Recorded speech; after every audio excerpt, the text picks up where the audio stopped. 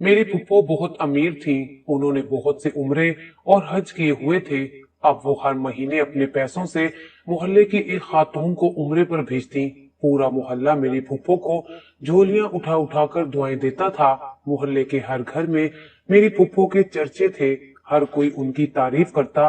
वो बड़ी नेक और दीनदार औरत थी। इसी वजह से मुझे भी अपनी फुप्पो से बहुत मोहब्बत थी। मेरी फुप्पो मेरे अम्मा और अब्बा को भी उम्रे पर भेजना चाहती थी, मगर मेरे अब्बा ने इनकार कर दिया था। बल्कि वो तो अपनी बहन से नफरत करते थे।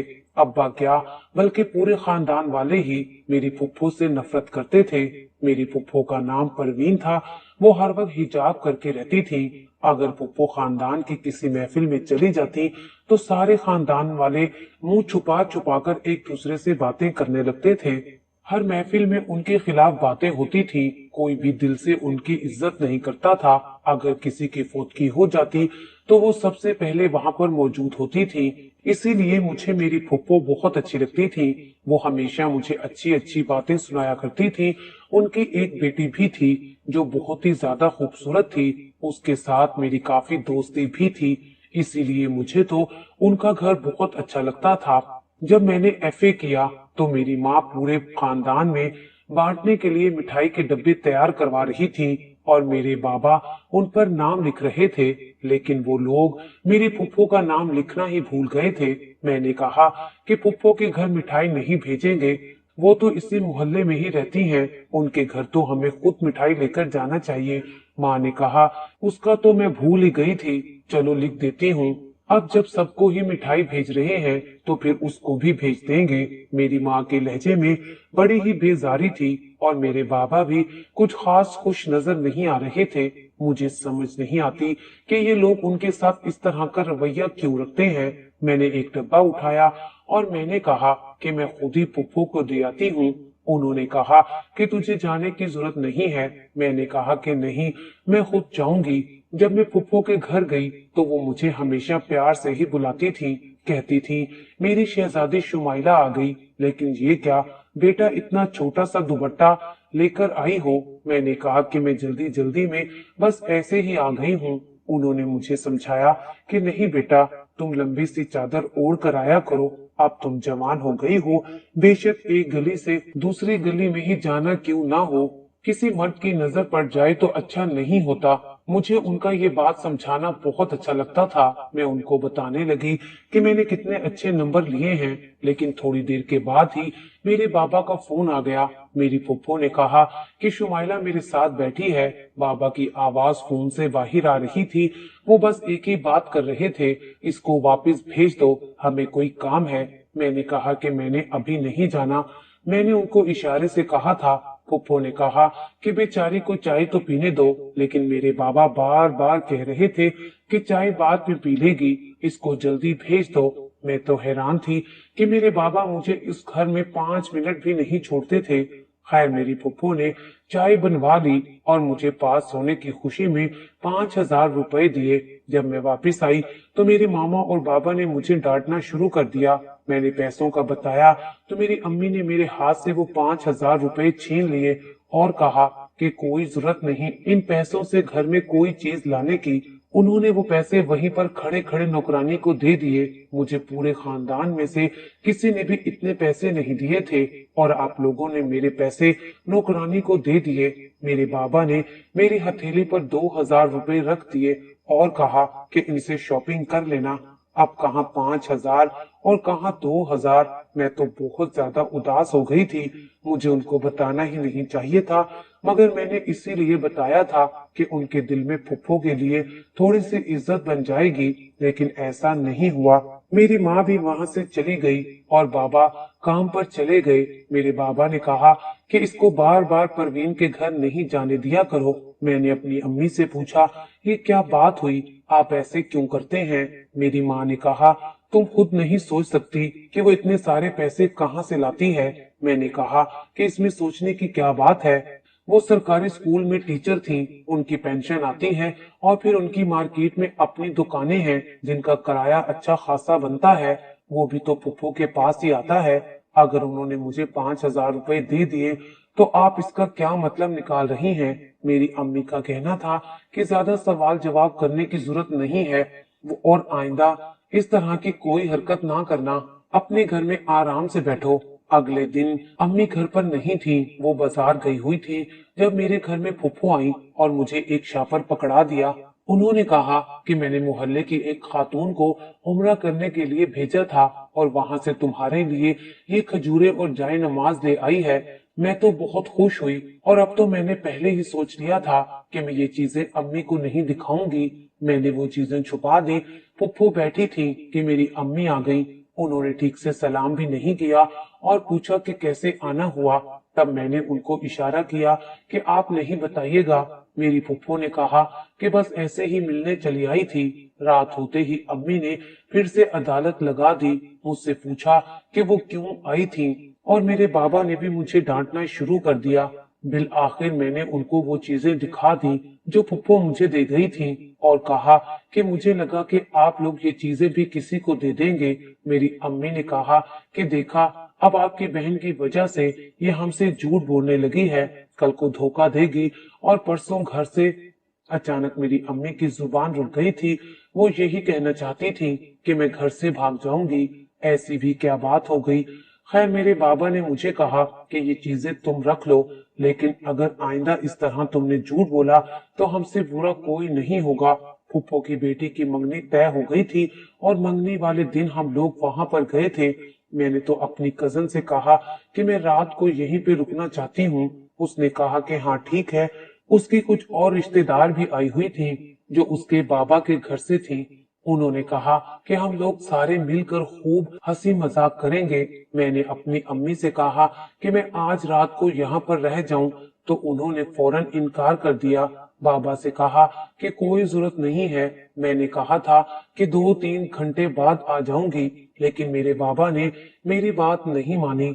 उन्होंने कहा कि कोई जरूरत नहीं है, जितना तुम्हें कहा है उतना ही किया करो। मैं तो उनकी नफरत से तंग आ गई थी। 2-4 दिन इसी तरह गुजर गए तो फुफ्फो एक दिन फिर से हमारे घर आई।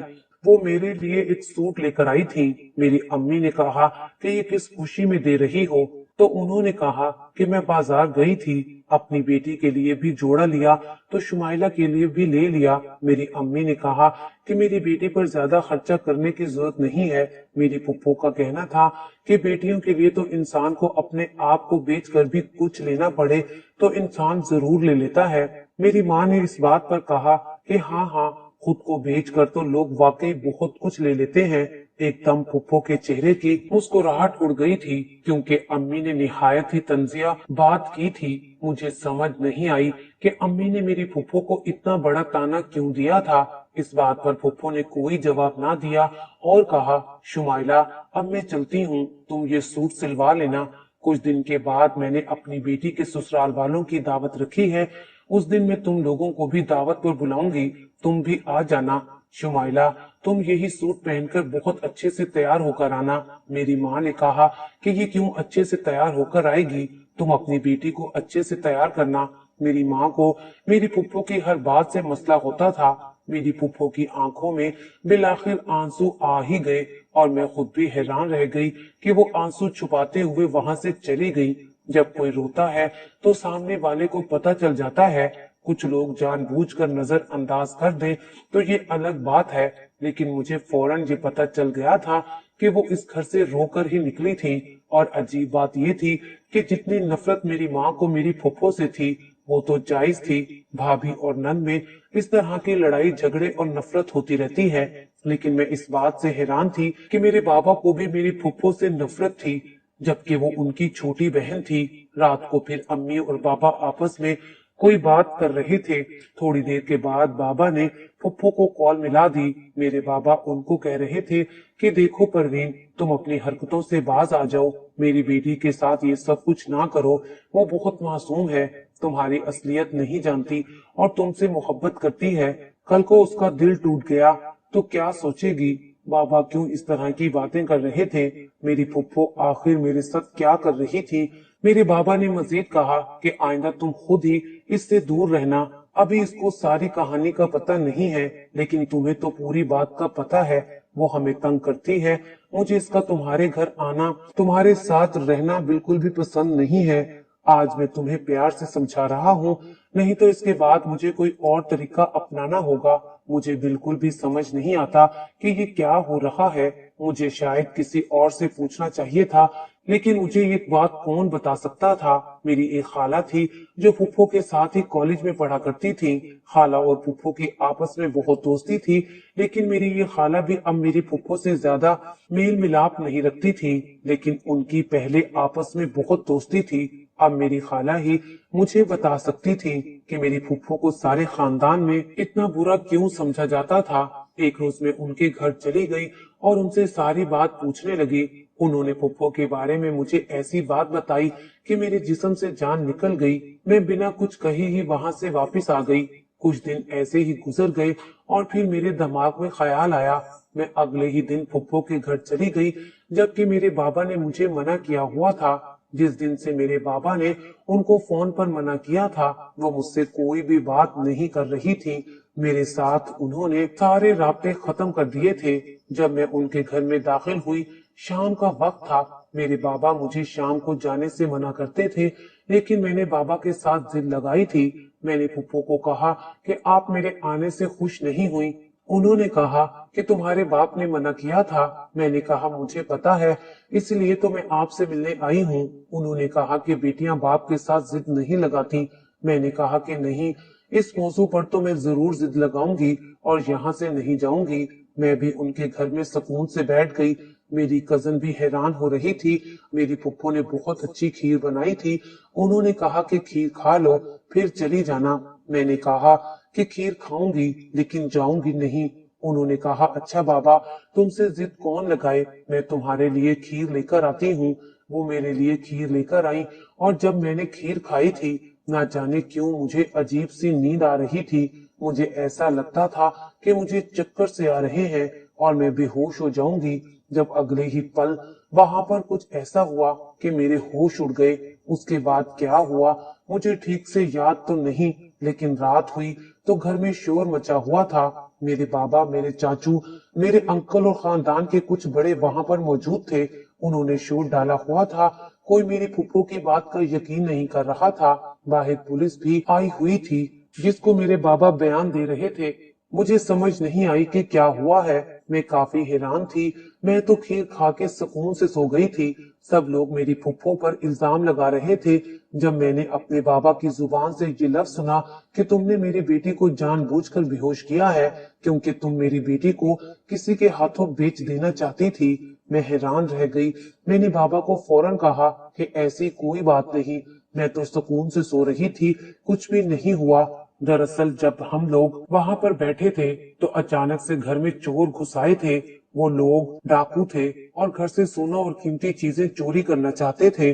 फुफ्फो ने मुझे और अपनी बेटी को बचाने के लिए कमरे में बंद कर दिया और उन लोगों को अपना सारा सोना और कीमती चीजें देकर उस घर से भेज दिया। इसलिए पुलिस भी आई थी और वो लोग भी पकड़े गए। तो वो भी यही कहानी सुना रहे थे और फुफ्फो भी यही सब कुछ कह रही थी, लेकिन फिर भी कोई उनकी बात को नहीं मान रहा था क्योंकि मेरी फुफ्फो की कहानी ही कुछ इस तरह की थी। जब वो बहुत ज्यादा कम उम्र थी तो मेरे दादा ने उनकी शादी करवा दी, लेकिन जिस आदमी से उनकी शादी हुई वो बिल्कुल भी अच्छा इंसान नहीं था। उसका ताल्लुक ऐसे लोगों से था जो बुरे काम किया करते थे। मेरी फुफ्फो शादी के बाद चुप चुप रहती थी, किसी से कोई बात नहीं करती थी। ऐसा लगता था कि कोई बात है जो वो किसी को बताना चाहती हो। वो बहुत ज्यादा बीमार रहा करती थी और उन्होंने 2 दफा अपना हमल भी जाया करवा दिया था। सब लोगों का कहना था कि ये मां नहीं बनना चाहती, इसीलिए इसने ये सब कुछ किया है। लेकिन फुफ्फो बार बार सबको यही कहती थी कि मैं अपनी औलाद को अपनी खुशी से जाया नहीं करवा रही, बल्कि मेरे साथ कोई मसला है वो किसी को बता भी नहीं सकती थी। जब फुफ्फो का शोहर एक एक्सीडेंट में इस दुनिया से चला गया, तब फुफ्फो ने सबको हकीकत बताई कि उनका शोहर उनसे गलत काम करवाता था। उनके घर में मुख्तलिफ किस्म के लोग आया करते थे, लेकिन दरअसल बात ये थी कि उनसे ये काम उनका अपना शोहर ही करवाता था और वो एक बहुत बड़ा बिजनेसमैन था। वो अपने बिजनेस पार्टनर को खुश करने के लिए इस तरह के काम करवाया करता था और फुफ्फो को इस्तेमाल करता था क्योंकि वो बहुत कम उम्र थी उनको किसी बात का पता नहीं था, लेकिन जब खानदान में एक बार बात निकल जाती है तो फिर वो आग की तरह फैल जाती है। सब लोगों का यही कहना था कि फुप्पो का शौहर मर गया है और फुप्पो अपने गुनाहों पर पर्दा डालने के लिए अपने मरे हुए शौहर पर इल्जाम लगा रही हैं, जबकि वो ये सब कुछ अपनी मर्जी से करती रही हैं। लेकिन मेरी खाला ने मुझे बताया था कि वो बेकसूर है, मगर मेरे अब्बा के साथ साथ पूरे खानदान वाले फुप्पो को अच्छा नहीं जानते थे। सब उन्हें एक बुरी औरत कहते थे और वो जो हमल मेरी फुप्पो ने जाया करवा दिए थे वो उनके शोहर की औलाद ही नहीं थी, इसलिए उनको मजबूरी में ये सब कुछ करवाना पड़ा था। उनकी बेटी मारिया उनके अपने शोहर की औलाद थी। मेरी फुप्पो ने तो इतना बड़ा जुल्म बर्दाश्त किया था। ऐसे इंसान से उनकी शादी हो गई थी जिसने खुद ही उनकी इज्जत को नीलाम करना शुरू कर दिया था। तो ऐसी हालत में वो क्या करती? जब उनकी शादी हुई तो वो सिर्फ 16 साल की थी। एक 16 साल की लड़की के दिमाग में कोई ऐसी बड़ी बात आ ही नहीं सकती। वो चुपचाप अपने शोहर के डराने से ये सारा जुल्म बर्दाश्त करती रही।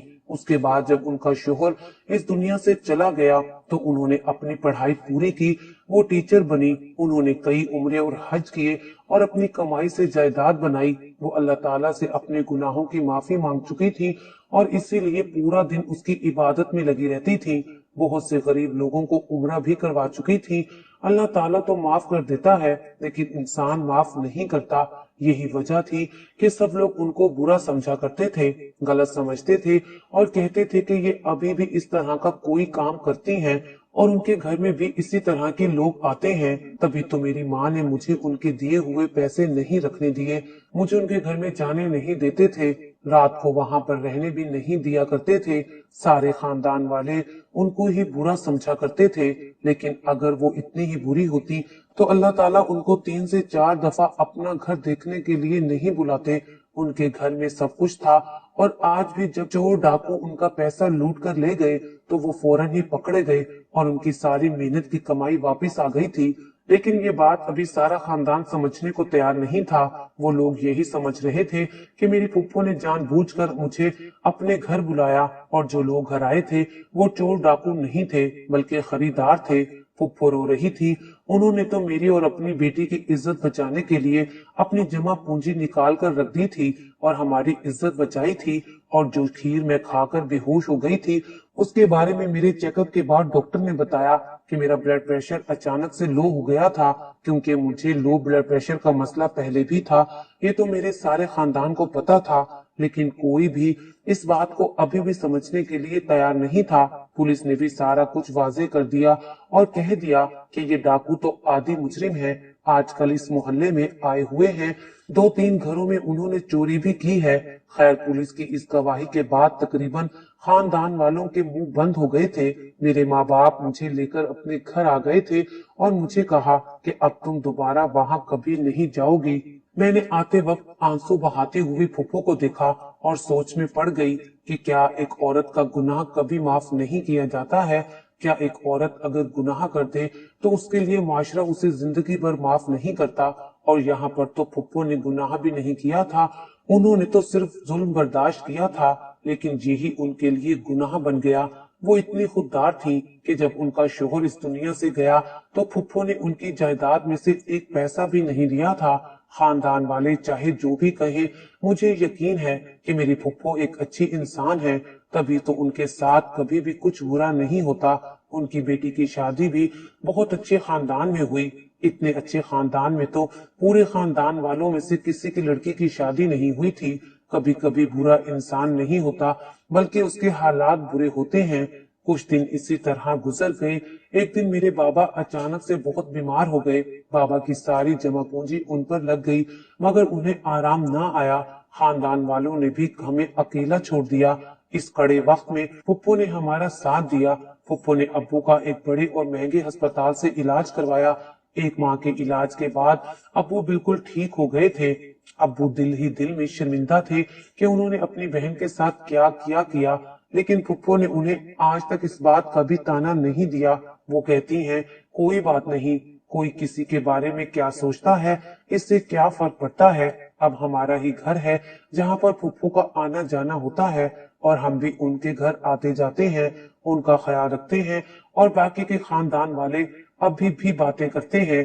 मैं उनके लिए हमेशा दुआ करती हूँ कि उनकी जिंदगी में मजीद कुछ बुरा ना हो और सब लोगों के दिल मेरी फूफो के लिए साफ हो जाएं।